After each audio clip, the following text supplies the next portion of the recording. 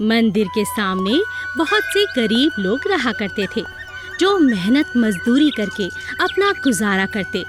उन्हीं में एक लड़का था संतू, जो हमेशा कुछ फूल और पत्ते लेकर भगवान को चढ़ाने के लिए गुलदस्ता बनाया करता। सभी भक्त उसके गुलदस्ते बड़े चाव से खरीदते और मंदिर में चढ़ाते। एक दिन जब संतू फूल बेच रहा था, फूल ले लो फूल, सुंदर सुंदर फूल, प्रभु के चरणों के लिए फूल ले लो।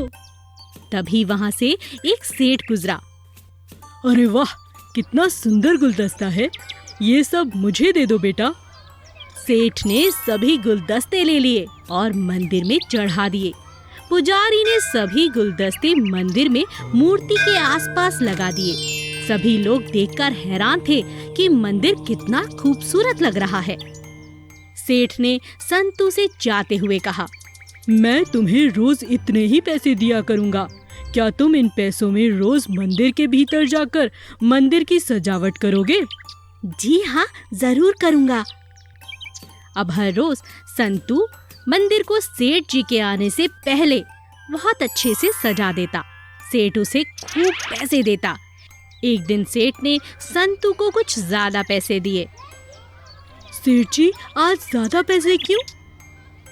आज मेरी बेटी की शादी है, मैं बहुत खुश हूँ, बस इसीलिए।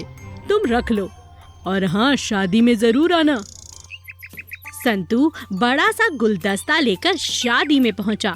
उसने देखा सेठ तो बहुत परेशान है। क्या हुआ सेठ जी? अरे बेटा, आज जो कारीगर सजावट के लिए मैंने बुलाए थे वो अभी तक नहीं पहुंचे, और जानते हो बारात आती ही होगी। संतू ने झट से पूरा घर सजा दिया। इतनी सुंदर सजावट की कि आने वाले बाराती सभी देखते रह गए। सभी संतू की तारीफ किए बिना नहीं रह रहे थे। अब एक एक करके सभी बड़े पैसे वाले लोग संतू को जानते थे और उसे अच्छा काम मिला। शादी में आए बहुत से लोगों ने संतू की तारीफ की और उसे खूब काम दिया। देखते ही देखते संतू अपनी मेहनत से करोड़पति बन चुका था और अब गरीबी उसे छू भी नहीं पा रही थी। सूरजपुर नाम का एक गांव में संजय करके एक आदमी था। उसको देखकर सभी लोग बहुत हंसते थे और चिढ़ाते थे, क्योंकि उसको बिल्कुल मूंछ ही नहीं थे। संजय इसीलिए हर वक्त बहुत परेशान रहता था।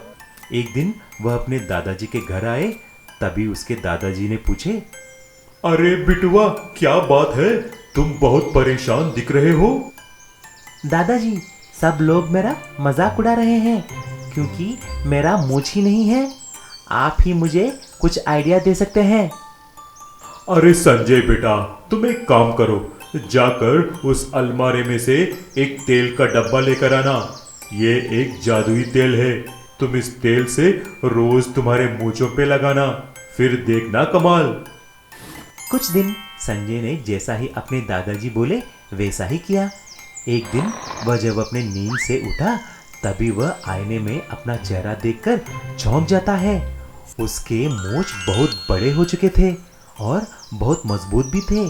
जब वह गांव में बाहर गया, सभी लोग उसके लंबे मूंछों को देखकर हैरान रह जाते हैं। तभी उसने एक न्यूज़पेपर में एडवर्टाइजमेंट देखता है। इस साल के मूंछों की प्रतियोगिता सूरजपुर में ही आयोजन कर रहे हैं। जो भी इसमें भाग लेना चाहते हैं, उनका नाम और फोटो हमारे ऑफिस में भेजिए। तभी संजय तुरंत उसके मूंछों के साथ एक फोटो और उसके नाम लिखकर भेजता है। आखिर में मूंछों की प्रतियोगिता का दिन आ ही जाता है। दूर दूर से लोग बड़े बड़े मूंछ लेकर सूरजपुर में आ जाते हैं। उस प्रतियोगिता में सभी अपने मूंछों पर बड़े से बड़ा चीज लगाकर बिना गिरे दिखाना है। पहले एक आदमी आया और 2 नींबू लगाकर दिखाया। फिर और एक आदमी आया और उसके बड़े मूंछों पर 2 केले लगाकर दिखाया। सभी लोग तालियां बजाने लगे। फिर एक आदमी आया, उसने 2 पपीता लगाकर दिखाया। और बाद में संजय आया, उसने 2 बड़े बड़े तरबूज दोनों तरफ लगा के दिखाया। सभी लोग हैरान हो जाते हैं, जोर जोर से तालियां बजाने लगते हैं। उस तरह संजय को पहला प्राइज मिल जाता है और साथ ही उसको 1 लाख रुपए भी मिलता है। संजय खुश होकर सबको ये बात बताता है। अरे देखो गांव वालों, मुझे सभी चिढ़ाते थे ना कि मुझे मूछें नहीं है, अभी देखो मूछों की कंपटीशन में फर्स्ट प्राइज मिला है। लेकिन ये देखकर संजय का दोस्त बलवीर को अच्छा नहीं लगा, इसके बारे में कुछ करना चाहा। इसीलिए रात के समय बलवीर धीरे धीरे से संजय के घर एक कैंची लेकर जाता है। संजय को सोता हुआ देख उसके मूंछों को काटना चाहा, लेकिन उसको पता नहीं है संजय उसका रखवाली के लिए एक कुत्ता पालना शुरू किया। जैसे ही बलवीर संजय के पास गया, तुरंत कुत्ता बलवीर को काट देता है। हे भगवान, बचाओ बचाओ, मुझे बचाओ, कुत्ते ने काट लिया है मुझे। चिल्लाने की आवाज सुनकर संजय और उसके दादाजी उठकर बलवीर को बहुत पीटते हैं और बलवीर को पुलिस के हवाले कर देते हैं। तब से संजय लंबे मूंछों वाले के नाम से मशहूर हो गया। चांदपुर गांव पहाड़ी के नीचे तलहटी में बसा था। वैसे तो वहाँ मौसम बहुत सुहाना रहता था, लेकिन मई जून के महीने में वहाँ बहुत गर्मी पड़ती थी। चांदपुर में रहने वाले कन्हैया लाल को इन्हीं गर्मियों का इंतजार रहता था। कन्हैया लाल का परिवार बहुत स्वादिष्ट जूस और आइसक्रीम बनाया करते थे। उनकी फैक्ट्री में बनाया गया जूस और आइसक्रीम काफ़ी सेहतमंद और स्वादिष्ट हुआ करता था, क्योंकि वे उसको बनाने में कोई मिलावटी चीज़ का इस्तेमाल नहीं करते थे। गर्मियाँ शुरू होते ही कन्हैया लाल अपनी फैक्ट्री में जाकर अपने मजदूर साथियों से कहता है, अरे अरे चलो भाई, काम पे लगने के दिन आ गए हैं। अरे रामू, कहाँ हो भाई, हो गई सारी मशीनें तैयार? जी सेठ जी, मशीनें भी तैयार हैं और हम भी तैयार हैं, बस आपके आदेश का इंतजार है। अरे अरे वो तो ठीक है रामू, लेकिन जगन कहाँ रह गया भाई, वो दिखाई नहीं दे रहा।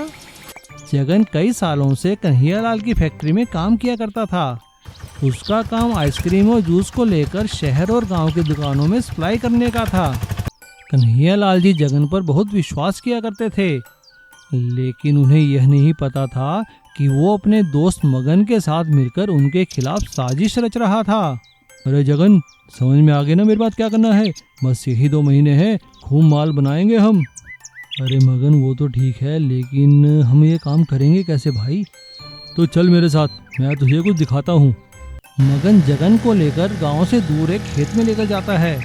वहाँ एक मकान के अंदर उसने जूस की पैकिंग करने की मशीनें लगा रखी थी। जगन वहाँ जूस की पैकिंग करने वाली मशीनें और कन्हैया लाल जी की तरह ही के जूस के खाली रैपर और पैकेट देखकर हैरान रह जाता है। अरे मगन, ये क्या है भाई? अरे जगन, यही तो है हमारी कमाई का साधन। तो बस एक काम किया कर, शहर वाली सप्लाई ले जाने से पहले गाड़ी यहाँ लेके आया कर। अब बस ये समझ ले कि हम कन्हैया लाल के 2 जूस के पैकेट के 10 पैकेट बनाकर बेचा करेंगे और खूब माल कमाएंगे। ओ भैया, कहते हैं ना, नाम ही तो बिकता है। जगन मगन की बातों में आ जाता है और जगन वैसा ही करता है। वो गांव की दुकानों में तो ओरिजिनल माल बेचता है, लेकिन शहर ले जाने वाली सप्लाई में अपना नकली माल रखकर साथ बेचता था, जिससे उनकी खूब कमाई होने लगी। और इस बात की कन्हैया लाल को कानों कान खबर नहीं हुई। एक दिन कन्हैया लाल का बेटा सूरज अपने दोस्तों से मिलने शहर जाता है और वहाँ पर अपने पिताजी की फैक्ट्री का जूस देखकर हैरान हो जाता है। सूरज बड़े ही शौक से अपनी फैक्ट्री का बना जूस अपने दोस्तों को पिलाता है, लेकिन जूस पीने के बाद उसे लगता है कि इसका स्वाद तो हमारी फैक्ट्री में बने जूस जैसा बिल्कुल नहीं है। वो खाली पैकेट और कुछ जूस और आइसक्रीम लेकर अपने घर जाता है और अपने पिताजी को सारी बात बताता है। कन्हैया लाल भी सूरज द्वारा लाए गए जूस और आइसक्रीम को खाकर देखते हैं। उनका शक यकीन में बदल जाता है। कन्हैया लाल एक दिन जगन का पीछा करते हैं और वो जगन और मगन को गांव के बाहर वाली नकली मिलावटी जूस की फैक्ट्री में रंगे हाथ पकड़ लेते हैं। जगन उनसे माफ़ी मांगता है, लेकिन कन्हैया लाल पुलिस बुला लेते हैं। पुलिस जगन और मगन को पकड़कर जेल में बंद कर देती है और गांव और शहर में फिर से कन्हैया लाल जी की फैक्ट्री का ओरिजिनल जूस और आइसक्रीम बिकने लगती है, जिसे खाकर सभी लोग गर्मी में ठंडक का एहसास लेते हैं। मिट्टी की मुर्गी, सोने का अंडा। रत्ना एक दिन जिद करती है, पैसे जमा करने के लिए एक गुल्लक चाहिए। पिताजी आज घर आते हुए मेरे लिए गुल्लक ला दो ना। मेरे पास एक भी गुल्लक नहीं है। अपने जन्मदिन के दिन मैं उसे फोड़ूंगी, उसमें ढेर सारे पैसे निकलेंगे। मेरे सभी दोस्तों के पास बहुत सुंदर गुल्लक है। वो चौराहे पर ना बहुत अच्छे मिट्टी के बर्तन बनाने और गुल्लक बनाने वाला बैठता है। पिताजी आप मेरे लिए ला दोगे ना? बहुत शैतान हो गई है, अभी से इस उम्र में पैसा जमा करेगी क्या? ठीक है, शाम को आते हुए ले आऊंगा। रत्ना के पिताजी एक बहुत बड़े सुनार थे। वो घर आते समय शाम को बहुत सारा सोना घर ले आया करते थे। एक दिन उनके पास एक ग्राहक के अंडे बने हुए रखे थे जो कि सोने के थे। इन अंडों को घर ले चलता हूँ, इस तरह दुकान पर छोड़ना ठीक नहीं, आजकल बहुत चोरी हो रही है। सेठ अंडे अपने थैले में डालकर घर की तरफ आ रहा था। सेठ को याद आता है कि रत्ना ने एक गुल्लक मंगवाई है। ओहो, याद आया, चलो रत्ना के लिए कुछ ले ही लेता हूँ। वो रत्ना के लिए गुल्लक वाले से एक मिट्टी की मुर्गी ले लेता है जिसमें पैसे जमा करने के लिए गोल छेद बना हुआ था। सेठ उन मिट्टी की मूर्तियों में कमियां निकाल रहा था। अरे कोई भी अच्छी नहीं है, इसकी नाक बड़ी है, अरे इसकी आँख तो बिल्कुल बेकार है, ये रंग अच्छा नहीं है, हाँ ये ठीक लगती है। जब वो एक सही मुर्गी तलाश कर रहा था, अचानक उसके थैले से एक सोने का अंडा निकलकर मिट्टी की मुर्गी के अंदर चला जाता है। सेठ को इस बात का पता भी नहीं चलता और वो मिट्टी की मुर्गी उठाकर पैसे देकर अपने घर की तरफ चला जाता है। अरे पिताजी मेरे लिए ले आए, पिताजी मेरे लिए ले आए छोटी सी प्यारी सी गुल्लक। रत्ना गुल्लक को पाकर बहुत खुश थी, लेकिन अगले दिन जब सेठ ने अंडों को गिना तो उसे एक अंडा कम मिला। हाय राम, मैं ग्राहक को क्या जवाब दूंगा, मेरा अंडा कहाँ गया? सेठ पूरे घर में तलाश करता है। तभी सेठ को याद आता है कि कल वापसी में लौटते हुए उसने गुल्लक खरीदी थी। वो फटाफट जाकर रत्ना की गुल्लक को देखते हैं। अरे रत्ना, बेटा जरा अपनी गुल्लक तो देना। जल्दबाजी में गुल्लक नीचे गिर जाती है और फूट जाती है। रत्ना जोर जोर से रोने लगती है। मेरी गुल्लक, पिताजी ने मेरी गुल्लक तोड़ दी। अरे रत्ना चुप हो जा बेटा। सेठ खुश हो जाता है क्योंकि गुल्लक के अंदर उसे सोने का अंडा मिल जाता है। शुक्र है भगवान का, नहीं तो आज मेरी जान नहीं बचती बेटा। चल, मैं तुझे अभी एक नहीं 2 गुल्लक खरीद कर दूंगा। हाँ चल चल। पक्का? हाँ बेटा चलो।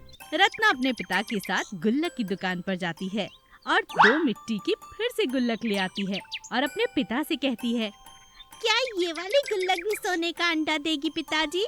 रत्ना की बातें सुनकर उसके माता पिता जोर जोर से हंसने लगते हैं।